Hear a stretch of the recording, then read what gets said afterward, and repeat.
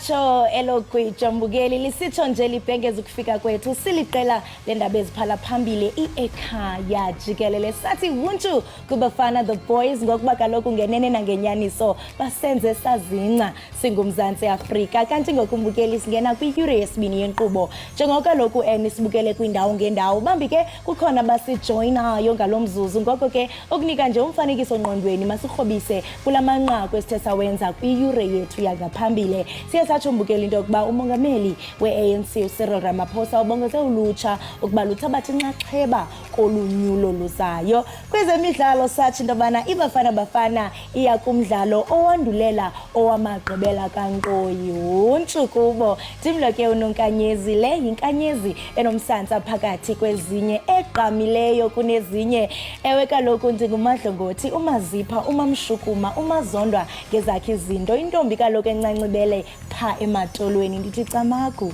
kwizihlele ezingqongileyo ndiyambinedwa ke ndihamba naye umamtshali njengamanje ke mbukela isiqala ihora lethu lesibili lohleli Ekhaya Jikelele khona ke othe asikho nje isidingo sokuthi usitshele ukuthi hayi imoto yakho iye kwi-service mabu ungene eTaxini ngena nje uhlale phansi awubuzwanga umuntu sisonke sinawe la eTaxini igama lami unoxolo wakomwali ihlaba nelimhlophe qwa intokazi yale ondini ngase sishamthetho sesifundazwe esidala njengenjalo ke mbukeli ake sibheke ihamba phambili.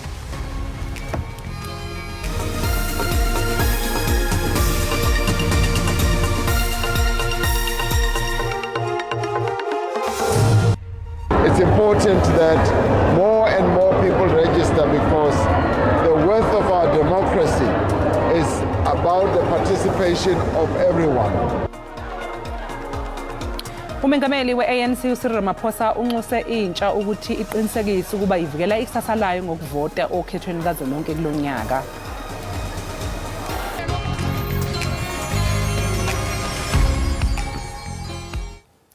Bangaphezulu kwesigamu sesigidi abantu baseningizimu Afrika babhalisele ukuvota ezikhungweni zokuvota ezahlukene ezweni lonke ngosuku lwesibili lomkhankaso wokubhalisela ukuvota. Ngokusho kwe-IEC ukubhaliswa kwabavoti izolo kuqale kahle kwaqoshwa ke abantu abangaphezulu kwe-138 ngohlobo lwe-internet ekupheleni ke kosuku ngomgqibelo bebengaphezulu kwengxenye yesigidi ababhalise ezikhungweni zokuvota eziyi-23,233 kubhaliswe abayigidi ezingama-67 ngohlobo lwe-internet abantu ke baseningizimu Afrika bayakhunjuza ukuthi basengakwazi ukuthi babhalisele ukuvota nge-internet noma ke emahhovisi e-IEC eindaweni zangakubo kuze kube umengameli uCyril Ramaphosa umemezela usuku lokuvota. Kusenjalo umongameli we-ANC umnomzana Cyril Ramaphosa bongoze ulutsha ukuba liqinisekise ikamva lalo ngokuba luvote kunyulo luzayo okukulandela ingxelo ezithendiso zokuba abantu abatsha banamandla wokuvota. Mnomzana uRamaphosa bethetha emva kokutyelela izikhululo zovoto eMamelodi ePitoli ngolusuku lokugqibela lokubhalisela ukuvota. Ngabantu abakwizigidi ezingama-40 abaselungelweni lokuvota kweli kwaye kuza kuthi gangoku ngama-27 nezigidi abhalisele ukuvota.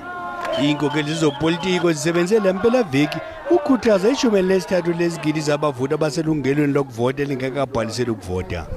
Iingxelo zithi i-35% yabavoti lulutsha nto leyo i-ANC ekholelwa ekubeni kubalulekile ukuba ithathe inxaxheba kuvoto ukuzixonxela ikamva. It's important that more and more people register because the worth of our democracy is about the participation of everyone. And we have a very good democratic dispensation that needs to be supported by all South Africans. Young and old, and especially young people must take it upon themselves to register. Ukade nombutho ovuka ibambe Youth League uhlaba ikhwelo kulutsha olukhalalayo ukuba ludophole lisondele endimini. They must acknowledge that the African National Congress has done a lot for them. Before 1994, you will not just move from Venda and go to university. Under the ANC-led government, you can go from primary up to high school to university without paying any cent, no matter from what background you are from. But I think more must be done. Look, unemployment is on top of the agenda. The youth is unemployed in South Africa. Kusenjalo usekela mongameli we-ANC umnomzana Paul Mashatile uzikhabe njengobuvuvu inzame zokudala intandabuzo kwinkqubo yovoto yeli. Bona le ba bang ba re ga ba bua ba re no election in other words, the ANC will lose and rig the elections. That is not true. It will never be true. The elections in this country have always been free and fair. Umnumzana Mashadile bethethe kumsitho wokukhumbula ukusekwa kwemvaba iSt John's Apostolic Faith Mission eKatlehong eMpumalanga. Ayaqhubeka nokungena amazwi enduduzo kulandela ukwedlula emhlabeni ngamengameli waseNamibia Geingob eneminyaka engama-82. Geingob waba undunankulu wokuqala ezweni lakhe emva kokuthi kukhululeke izwe lakhe ngaphansi kahulumeni wencindezelo. Umengameli uCyril Ramaphosa ke naye udlulisa amazwi enduduzo njengabanye abaholi bamazwe ahlukahlukene nezimu yezwekazi Afrika. We have passed our condolences to the passing of President Geingob. It's a very sad moment for us. South Africa and Namibia are very close. We are linked at the hip, joined at the hip. And President Geingob was a very close friend to me. I spoke to him about 3 days ago, and he told me that, yes, he's feeling much better. So this came as a real surprise and a shock. And I spoke to his wife as well. And we passed condolences to the people of Namibia for the loss of a strong, brave, and iconic leader like President Geingob. Kwezolonwabo imvumi yomzantsi Afrika uTaylor uphumelele iGrammy ye-Best African Music Performance kwicwecwe lakhe lokuqala elithi Water City Huntshu kuye. Kanti ke umculi we-pop uTaylor Swift, uSZA kunye noMiley Cyrus baphumelele indebe zeGrammy njengabasetyhini bephethe iwonga eliphezulu kulo nyaka kushishino lomculo. Sithi huntshu ke kuzo zonke imvumi ezithe zaphumelela ingakumbi lo walapha ekhaya ngenene nangenyaniso jonga iflag yomzantsi Afrika ibhabha phezulu emazweni. Masithi qhwike sibadala amatyala qiniseka ugungqe sabukela inkqubo oyithanda kunene Ekhaya Jikelele.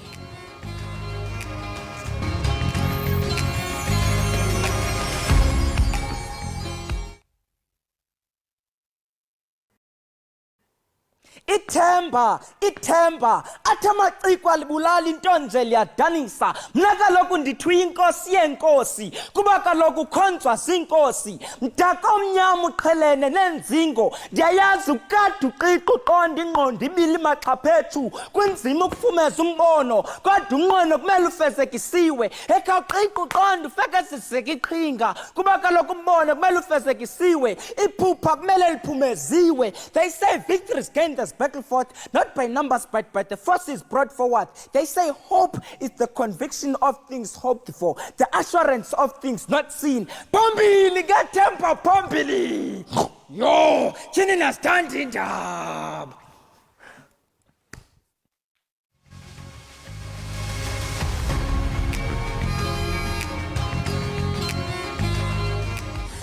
Siphinde ke sikwamukele embukeli bekhaya Jikelele sibonga sihlanganyele kanye nathi njengamanje ke sekuyisikhathi ukuthi ke sibheke ukuthi zithini indaba ezingundaba mlonyeni lapha ya kumaphephandaba. Ewe mbukeli sawuqala ke ngephephandaba iSunday Times njengokubona kaloku isihloko esibhaliweyo phaya mbukeli sisithi into yobana ANC sends SOS to Mbeki.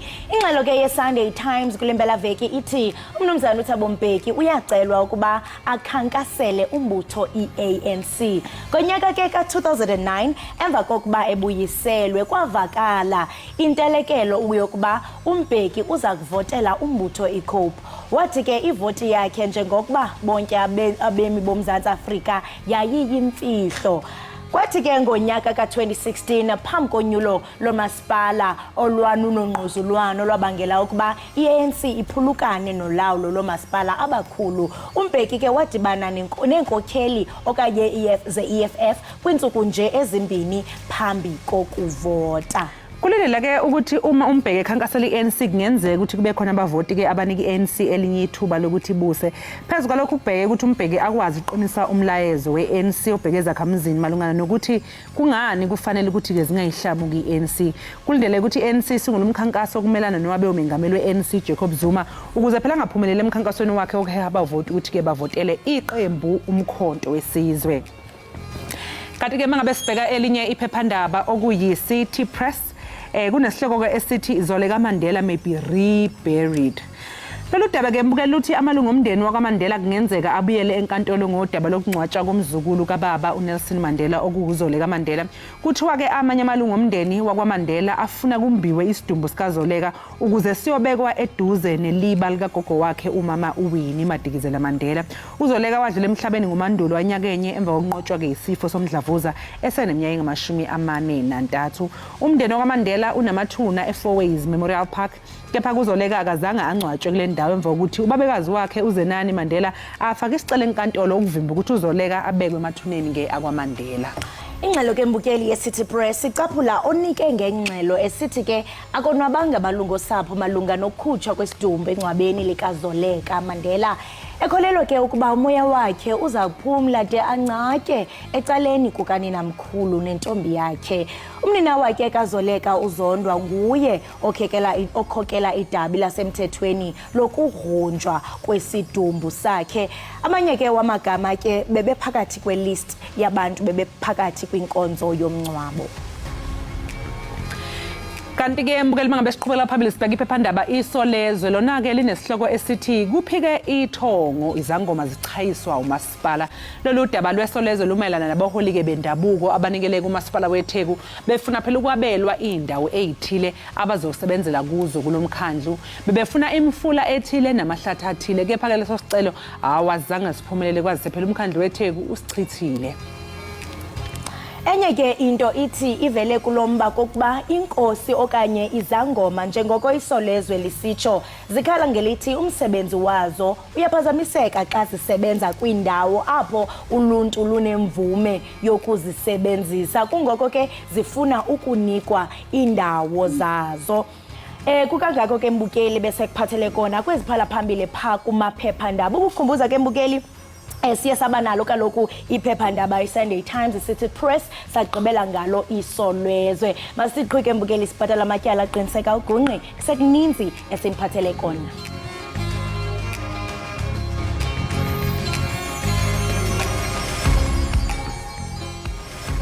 Siphinde sikwamukele mbukeli wekhaya Jikelele sibonga kakhulu ukuthi uhlanganyele kanye nathi. Hayi indaba ezindaba mlonyeni ngibafana bafana uphumelela kwayo laphana njengoba bebidlala neCape Verde mbukeli uRonwen Williams enza ezibukwayo njengamanje ngebukeli sekulindele ukuthi ngolwesithathu ke ibafana bafana izobe sibamba noma isibambana kanjalo ke nayo iNigeria. Uyabona nje ibafana bafana mingaphumelela nje I feel like right now nje iSouth Africa nje le internationally ayisenze izibukwayo uTyler at 22 years of age uwine iGrammy.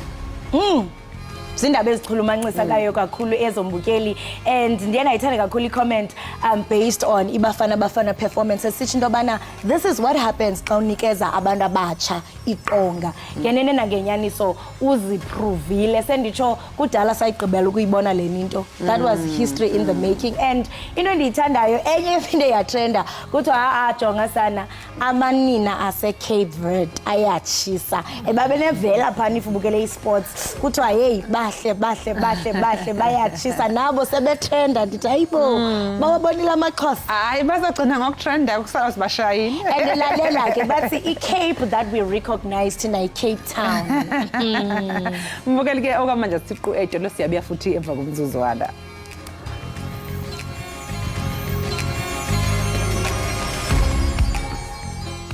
Siphinde sikwamukele mbukeli wekhaya Jikelele njengoba wazi ukuthi thina la ekhaya Jikelele asigcini nje ukuthi siqine ngezindaba kuphela kodwa mbukeli siyabaletha nosonkondlo siyawaletha namaciko ezaya zokhombisa ke ngobuciko bawo obuhlukahlukile njengamanje ngembukeli sikuphathele uKT Mbongi yena uzoshaya inkondlo ekhona futhi emnandi ethi kulenkondlo.